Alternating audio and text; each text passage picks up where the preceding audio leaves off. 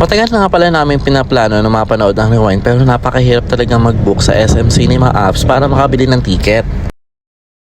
Kaya saktong-sakto kanina mga 2 AM after ng putukan, sinubukan ko magbukas ng apps at nakita ko na may mga seats pang available, hindi gaya naman nagdaang araw, laging puno.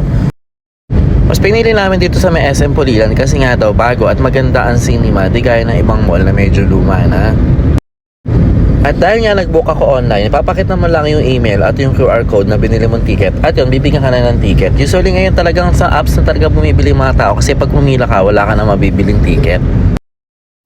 At dahil bago nga yung SM Cinema dito sa may SM City Pulilan, napakaganda at napakaayos ng kanilang lobby. Ito nga pala itsura ng kanilang cinema, panoorin nyo kung ano itsura para pwede kayo manood dito kung gusto nyo.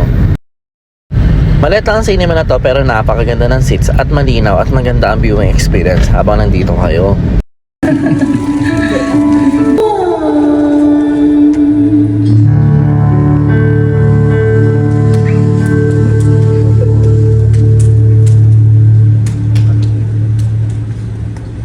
Hindi ko alam kung mababaw lang ako pero talagang naiiyak ko sa mga eksena. Actually kahit hindi nakakaiyak talaga matatouch ka lalo na kung sensitive ka. Kaya kung di niya pa napapanood ng Rewind, manood na kayo kasi napakaganda naman talaga. What can you say about the movie for Amos? Grabe. Mami Chi, what can you say about the movie? Nakakaiyak, promise.